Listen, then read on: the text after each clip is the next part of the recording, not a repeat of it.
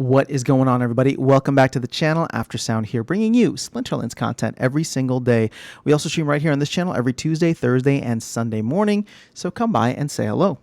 All right, I'm gonna have some fun in this video because I want to go through and do some direct comparisons between the summoners that we have for both Chaos Legion and Riftwatchers. Now, I am notably going to leave out the 6-mana legendary summoners, so Yasik and Wraith, just because I think there's a different proposition value, and I think if you want to be a long-term player and have a competitive deck in the future, I do think you will need to get them at some point. So just something to keep in mind. So instead of that, we will be comparing the one-to-one all the different 4-mana summoners that we have. And I was starting to do this on my own, and I apologize I don't have like a fancy spreadsheet, but I kind of wanted to do it live in terms of the prices keep changing a lot. So I figured I would just see where things are at. So to start off with, we're gonna look at Fispa and Quicks the Devious. And I'm just going to run the numbers real quick. So for Quicks, you got 21.76 times 11. So that's going to be $239 versus Fispa, which is 6.25 times 46. So $287. So Fispa is going to cost you more. And actually, before we even get into the rest of this, I want to preface because I know one of the issues that I'm not comparing apples to apples here. I'm comparing due to the fact that many people already have some of the Chaos Legion summoners leveled up to a certain extent, maybe even most of the way there or half of the way there in gold or something, which is the case for myself. So this is just to see from a value perspective, absolute value perspective, if you were going to spend the money one way or another, or at least if I was going to spend the money starting from scratch, how I would consider one versus the other. So between Quicks and Fispa, I think the fact that Quicks is cheaper, it takes 11 BCX, and the overall dollar amount is about $40 less. Here's the thing. I know people don't like Quicks, and Fispa has this cool, sexy ability with phase, but each of these, right, the -1 range and -1 phase are very situationally specific. And so the fact that I can always get something out of Quicks with the -1 speed is probably why I would tend to go towards him in many situations. I would tend to lean towards him if I had to choose between one or the other. One, it's cheaper, and two, there's an ability that you can always get value out of with the -1 speed, unless of course it the rule set dictates something else, such as reverse speed or something like that. So Quicks would be my pick between those two. We'll make this easier. Let me go through the different ones that we have. So different splinters, I should say. So Skargor, you got 5 times 46. It's going to cost you $230 versus Tarsa, which is, we'll just round up to $2 times 115. Oh, wow. Is that an even? Okay, so they are perfectly matched roughly. I mean, maybe you can save a couple cents if you go with Tarsa or grab any Tarsas under $2. But actually, no, you can see that they are all $2. Same with, okay. So I would say between Tarsa and Skargor, I know people are excited about the Enrage ability. I'm not sold on it quite yet. And I would need to see more instances of it becoming something that's like super powerful. I know you have monsters such as the Forgotten One and Grum, who could probably greatly benefit from something like this, but I would probably still lean towards Tarsa. But out of all the splinters, this is probably going to be my toss-up, just because I don't know enough about the ability with Skargor, and I can see some utility with it, but Tarsa's just been such a staple in my deck in many instances and going heavy on melee that I'm leaning towards Tarsa. But I think just due to the fact that they're both the same price, it's probably a toss-up. Okay, now we have Aquatis and Kelia, and I think I can tell you right off the bat that Kelia is going to be way more, so 3.24 times 115. This is going to cost you $372 versus 4.74 times 46. All right, so it's like $150 more, $160 more. And I will tell you this, okay, if you're just starting from scratch or even if you're still considering, I think Kelia is great. But I think the reason, and this might be a hot take, this might be my own opinion. One of the reasons I think Kelia is awesome is because the fact of her supporting cast is amazing. Flying Squid, Demon Shark, and Deep Lurker. Those three win so many games for me. And I would bet you that the win rate might be a little bit lower, but still competitive if you had Aquatis in there instead. Because Flying Squid gives you blind. You get the enrage with Demon Shark, which causes a lot of misses and could potentially obviously do damage to your opponent. And then Deep Lurker. I mean, they're all fast, right? Not to mention, there's also one of my favorite cards to use is the Pelacor Bandit, right, which is super fast as well. So any misses there, and flying. So any misses there could turn into damage and something that becomes offensive rather than defensive with Kelia. So my hot take here is, again, I love Kelia, but for the price that you have to pay to get Aquatis or maxed out Aquatis or even level, I guess it's a maxed out Aquatis, I would probably go with Aquatis over Kelia. Again, assuming you get the supporting cast of the Chaos Legion monsters, at least those four with the rewards cards, and then probably even, because it complements them so well, River Hellendale as well. Okay, so number 3, let's go here. So we got Fernhardt, 5.52 times 46 is going to be $253 versus 2.48 times 115. So 285. Okay, so Obsidian is going to cost you more than Fernhardt. Now, okay, I'm going to go a little bit against the grain here too. I love Obsidian, but one of the issues that I run into, especially with the level that I'm at right now, I'm a gold level player that's kind of stretching into diamond, and with Untamed and Dice still in the mix, one of the cards that I always run into is a usually leveled up or maxed out failed summoner, which will destroy my magic teams. So part of the appeal for me with Fernhardt is not just that you can get around killing off that failed summoner without taking any reflect damage, but it's also a good counter to Mylar. So I would say, again, if you're starting from scratch, right, or if you're figuring out how you want to deploy the rest of your capital, Fernhardt might be the way to go, because he's good against not one Obsidian, but two Mylar, both of the other summoners that I would say are quite dominant within the Earth Splinter in Modern, of course, right? I'm only looking at Modern.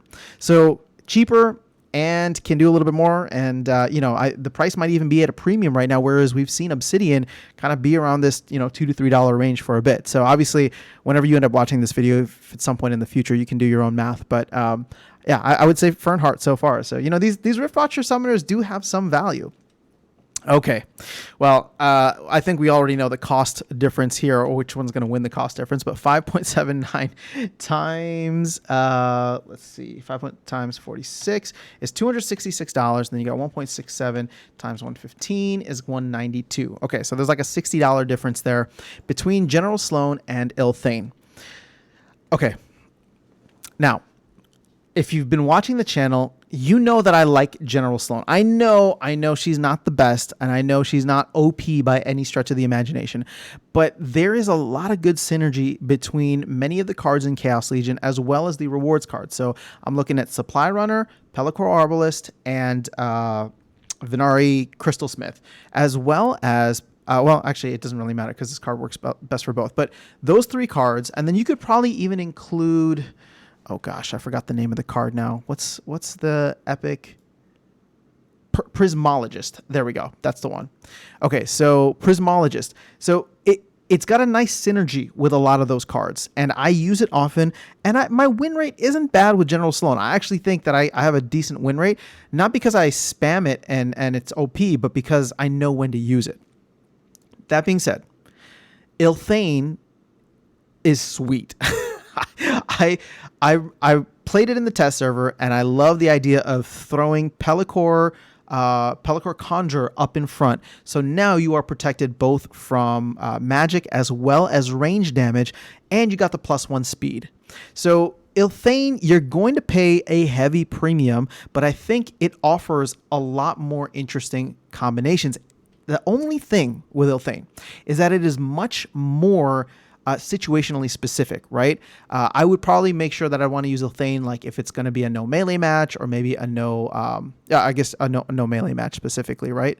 Or no magic match or something like that. And so it's got a lot of value in that. But from a dollar perspective, from a just a dollar value perspective, I would say you wouldn't be going wrong getting General Sloan. Again, you have to get the supporting cast, and the supporting cast for Elthane might look a little bit different, right? But with General Sloan, there's a lot of fantastic cards. Two of them that I love using, which are rewards cards, right? The Pelacor Conjurer as well as Vinari Crystalsmith. So hopefully you can get those for quite cheap right now. But I would still probably lean towards General Sloan. Surprise, surprise, right? But I do like Elthane, and I think the fact that there's a heavy premium on Elthane shows that I am not the only one thinking that way. Okay, and then to round things out, we have Dalin and Thaddeus Brood. Let's go ahead and check the cost of 4.08 times 46 is 187 for Dalin, and then 2.73 times 115, 313. So wow, that's like a $150 difference. Almost like $140 difference between them. Now, very clear between the two. My vote would be for Thaddeus Brood from an ability standpoint. I know everybody's excited about Cripple, but I think we kind of called it early on that Dalin was going to be the Vera of the set, right? The Vera was from the Dice set and was the cheapest summoner and at the bottom of the barrel for a while. We are already seeing that with Dalin here, as you can see. So and by a lot, right? This is significant when the rest of them are at like the $5-ish range.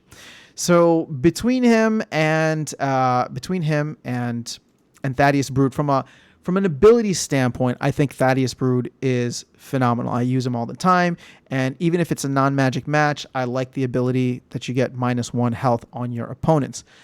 Now, I still haven't found a way to like integrate Cripple. I didn't use him much when I was on the test server, but you can't deny the fact that like he's almost half the cost of Thaddeus Brood. So if you are just getting started, or if you are looking to level up a summoner, one of the things that I really like about the Death Splinter, and I said this from the beginning, so if you go back through and watch videos, is that the monsters on the Death Splinter, specifically for Chaos Legion, are awesome, right? They don't have much synergy the same way that I like General Sloan early on, and Kelia with her, the monsters that she had there, the monsters themselves had synergy, right? So there's not that synergy here, but some of these monsters are super powerful. Cursed Windeku is great. Magi Necrosi, Silent Shavi, love using these cards. The other one that I use very often is Lyra the Dark, because at gold you get that speed. So the idea is, okay, well, if you want to be able to play, right? If you're gonna spend $300 for a Thaddeus Brood, you could take half of that by Dalin, and then go and get the supporting cast that you need, right? Make sure you have a Cursed Windeku, make sure you have a Silent Shavi, make sure you have a Lyra the Dark, Magi Necrosi, and you can start to put that value in there to level up these other cards. So again, this is all financial advice first and foremost, but it's all up to you and what your needs are. I'm just trying to say, like, if I was starting out, how would I view this? Where would I go towards in terms of these summoners? And as I hopefully demonstrated today, I don't think that the summoners for the summoners for Riftwatchers are bad. In fact, I would say that a lot of the love that the Chaos Legion summoners get is due to the fact that their supporting cast is awesome, right? So if we go back through these again, I would say, I remember Dark Knight was like super hot in Fernhardt, but from a utility standpoint, Fernhardt does have some awesome abilities, just because of the fact that you can now counter both Obsidian as well as Obsidian. Well, it's not that you can counter Obsidian, but it's a good foil against Obsidian. It's a good foil against Mylar, which again, I run into when I start to get to the higher levels of gold or higher levels of diamond. So Fernhardt's great. I think Aquatis is great. Obviously, I love Elthane, and we talked about Dalin as well. So, again, it all just depends, but I just wanted to give you my thoughts as I'm going through this and figuring out, okay, if I have X amount of dollars to spend, do I want to go heavy in on one of these summoners? Now, the thing is, I have, for myself, right, I have gold level summoners, which means I'm like half of the way there with my Chaos Legion summoners, and part of me is like, you know what, I think I'm just going to bite the bullet and get these guys maxed out so that I have a maxed out summoner, and then wait for a little bit to see if the market on the Riftwatcher stuff cools off a little bit, and then go back in and see if there's some opportunities to be had there. But as we saw, some of them are cheaper right now. right off of the bat. So hopefully, if those prices do come down a little bit more, there will be opportunities to get in at a later point once the hype dies down. But hopefully this video was helpful for you guys. Again, just trying to explain my perspective and how I'm viewing things, and wanted to walk you through that. So have an amazing rest of your day. I will catch you all in the next one, and I will see you around the game. Take care.